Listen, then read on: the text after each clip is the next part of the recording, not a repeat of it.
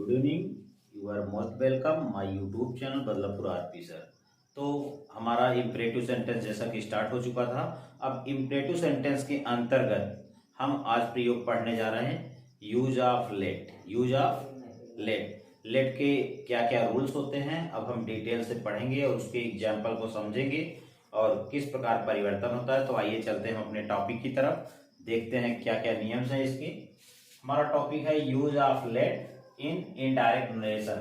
वैसे लेट का सामान्य हिंदी अर्थ होता है दो या दीजिए, दो या दीजिए। जैसे मुझे पढ़ने दो, लेट मी रीड, मुझे जाने दो, लेट मी गो, मुझे खाने दो, लेट मी ईट। इस तरह हम लेट का प्रयोग करते हैं।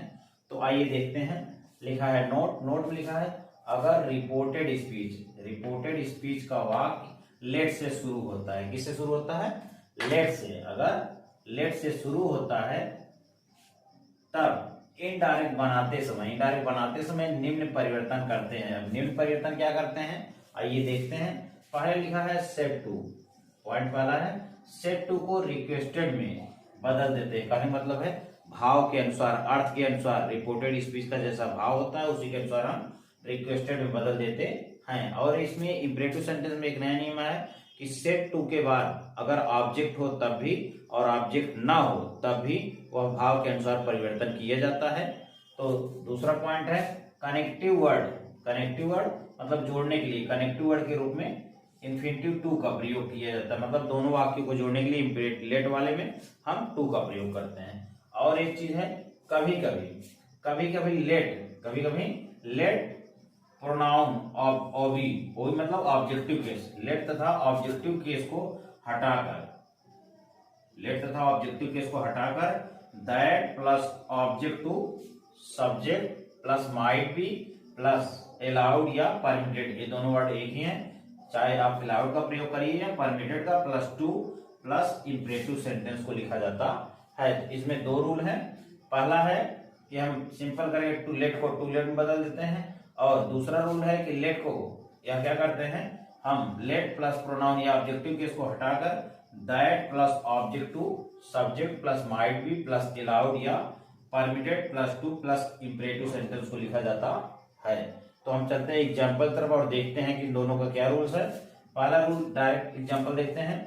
एग्जाम्पल लिखा है he said single comma double comma let me play now, let me play now.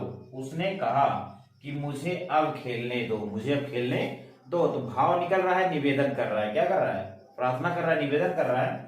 तो इनडायरेक्ट कैसे बनेगा? हमने बताया कि अगर निवेदन का भाव है तो सेड को रिक्वेस्टेड बदल देंगे, इनडायरेक्ट में हो गया ही रिक्वेस्टेड, और दोनों वाक्यों को जोड़ने के लिए हम टू का प्रयोग कर देंगे। यहाँ बताए थे कि हमने कनेक्टिव वर्ड के रूप में टू का प्रयोग करते हैं, तो टू हो गया। अब लेट को हम बाद में लिख दिए तो टू लेट हो गया। अब मी है पर्सनल प्रोनाउन, फर्स्ट प्रोनाउन जो होता है ही के अनुसार चेंज होगा, यहाँ हो जाएगा ही, तो ही का ऑब्जेक्ट क्या हो गया?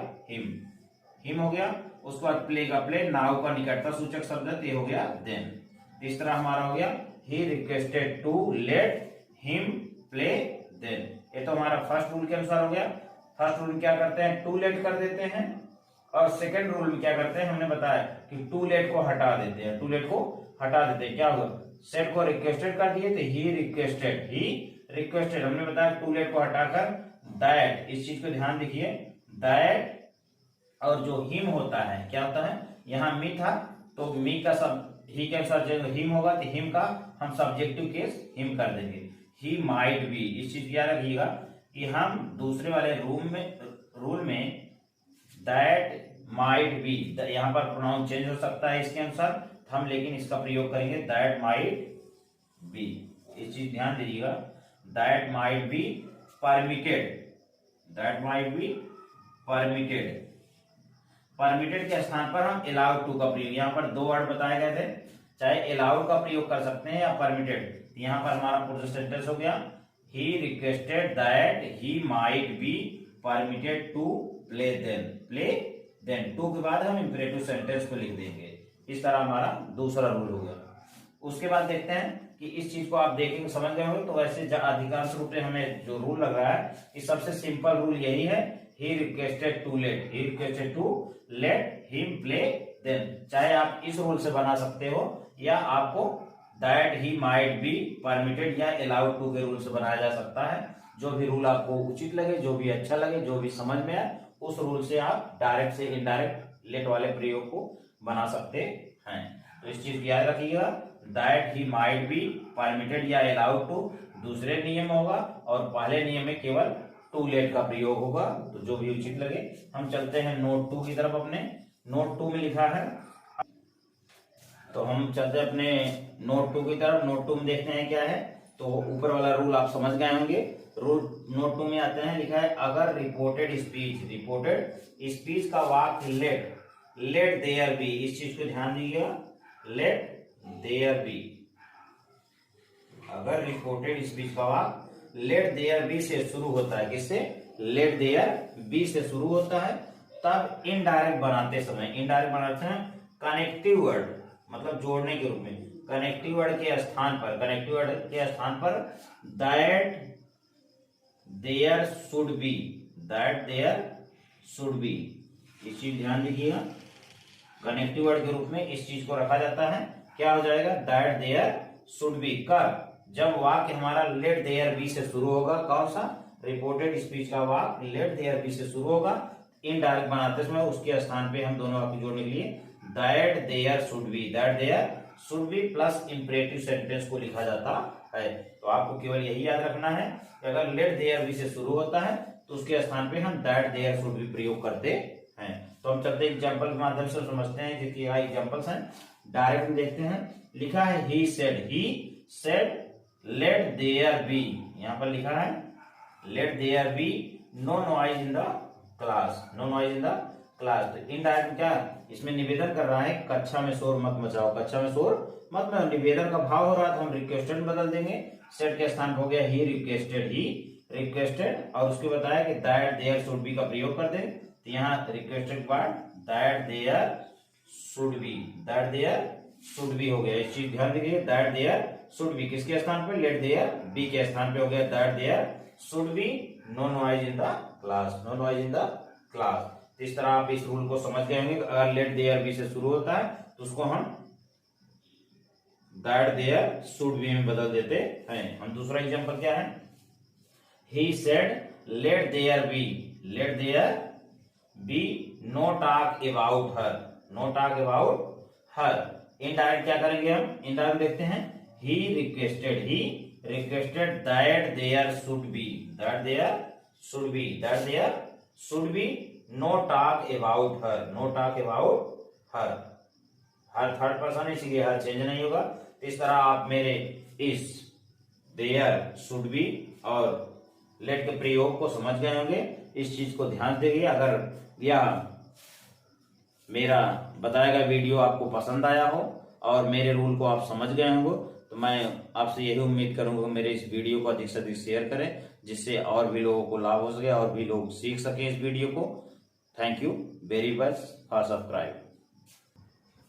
तो कुछ हमारे एग्जाम्पल्स रुक गए थे तो उसको हम बता रहे हैं कि एक प्रयोग हम भूल गए थे तो उसको हम इसी बताना चाहते हैं आपको कि अगर लेट वाले वाक्य से ऑर्डर मतलब आज्ञा का भाव प्रकट हो तब सेड को ऑर्डर में तथा दोनों वाक्यों को जोड़ने के लिए टू लेट का प्रयोग। ये फर्स्ट हो गया आपका, दोनों वाक्य जोड़ने के लिए टू लेट का प्रयोग करते हैं। अथवा लेट के स्थान पर एक दूसरा नियम आ गया, अथवा लेट के स्थान पर दैट प्लस प्रोनाउन या noun plus should plus imperative sentence. ये दो रूल हो गए। पहली चीज क्या हो गया, पहले रूल बताया कि हम दोनों वाक्यों को जोड़ने के कनेक्टिव वर्ड के रूप में टू लेट का प्रयोग करेंगे, एक रूल हो गया। दूसरा रूल है कि लेट के स्थान पर that plus pronoun plus should plus imperative sentence को लिखा जाता है। ये दो रूल हो गए। हमारा तीसरा पॉइंट है यहाँ पर, ये आपका पहला था, ये आपका दूसरा हो गया और ये तीसरा पॉइंट है, कभी कभी that plus subject plus might be plus allowed to plus imperative sentence. इस चीज ध्यान दीजिएगा, कभी कभी that plus subject plus might be plus allowed to या permitted to plus imperative sentence को भी लिखा जाता है। तो ये आपके ऑर्डर वाले 3 नियम है।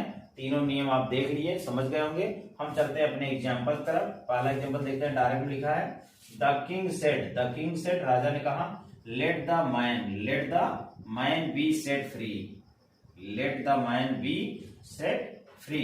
यहाँ पर लेट आया है। अब इनडायरेक्ट क्या करेंगे, इनडायरेक्ट देखते हैं भाव क्या निकल। राजा ने आदेश दिया, तो आदेश के लिए हम क्या करेंगे, द इनडायरेक्ट में द किंग ऑर्डर्ड, राजा ने आदेश दिया दैट द मैन, दैट दोनों वाक्य जो लिखा गया that the man should be set free. इस शुड वाला हो गया आपका दूसरा वाला रूल हो गया। अब चलते हैं हम दूसरे एग्जाम्पल की तरफ। लिखा है the teacher said to the monitor, अध्यापक ने मॉनिटर से कहा लेट बॉयज राइट नाउ, बच्चों को अब लिखने दो। तो इनडायरेक्ट क्या होगा, इसमें क्या कर रहे हैं, आदेश दे रहे हैं। टीचर जो है आदेश दे रहा मॉनिटर को, तो इनडायरेक्ट क्या हो गया, the teacher ordered the monitor to let the boys write then. तो इस तरह आप देखे होंगे कि हमारा जो पहला वाला रूल था ये आपका टू लेट वाला है, किसके द्वारा, टू लेट का है। और दूसरा वाला जो है वह दैट का है, तो दैट का हो गया इनडायरेक्ट में। और इसके अलावा जो हमारा तीसरा रूल बताया कि that plus subject plus might be plus allowed to का प्रयोग किया जाता है। इसके एग्जांपल हम नीचे देखते हैं। तो हम देखते हैं अपना नेक्स्ट एग्जांपल क्या है देखते हैं। डायरेक्ट लिखा है the teacher said to the monitor, इस चीज ध्यान दीजिएगा। The teacher said to the monitor, अध्यापक ने मॉनिटर से कहा लेट बॉयज राइट नाउ, तो बच्चों को अब लिखने दो। हम फिर से रिवाइज इसको किए, तो देखते हैं इसको किस तरह 3 रूल है, तीनों नियम के कैसे बताते हैं तीनों। तो पहला देखते हैं इनडायरेक्ट में the teacher ordered the monitor, यहाँ पर आदेश के बाद ऑर्डर आ गया। उसके बाद हमने बताया कि पहले रूल में क्या करते हैं, सेट को ऑर्डर बदल दिया जाता है, उसके बाद लेट के स्थान पर टू लेट आता है। तो देखिए यहाँ पर लेट आया है, इनडायरेक्ट में हम पहले रूल के अनुसार क्या किए, उसको टू लेट में बदल दिए। ये आपका पहला रूल हो गया। To let the boys write now है निकटता सूचक शब्द, इसको देन बदल दिए, दूरी सूचक हो गया। ये टू लेट आपका पहला रूल हो गया कि पहला सिंपल में हम क्या करते हैं, लेट को टू लेट में बदल देते हैं। ये तो पहला रूल हो गया। अब अथवा देखते हैं दूसरे नियम क्या है। The teacher ordered the monitor that the boys that और शुड राइट देन। यहाँ पर दैट और शुड जो है यह आपका दूसरे नियम से हो गया कि दैट और आपका ये सब्जेक्ट हो गया प्लस शुड। तो ये आपका रूल हो गया, जो रूल बताए थे आपको, दैट प्लस नाउन या सब्जेक्ट प्लस शुड। तो इस तरह हो गया हमारा the teacher ordered the monitor that the boys should write then. ये तो हो गया दूसरा रूल। अब तीसरे रूल में चलते हैं। हमने बताया कि क्या, the teacher ordered the monitor that the boys might be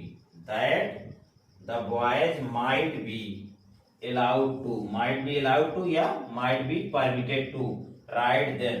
यहाँ पर might be वाला क्या हो गया, आपका तीसरा रूल हो गया। इस चीज ध्यान दीजिए। तो आपके 3 रूल्स हो गए लेट वाले में। पहला हो गया टू लेट का, दूसरा हो गया दैट प्लस शुड का, और तीसरा हो गया that might be allowed to। इस तरह हमारे यूज ऑफ लेट के 3 रूल है, इनको याद कर लीजिए। जो भी रूल आपको ठीक लगे उसको समझिए, वो रूल याद कर लीजिए और इस वीडियो को अधिक से अधिक शेयर करिए। Thank you very much. मैं अपने नेक्स्ट वीडियो के साथ फिर आऊंगा। धन्यवाद।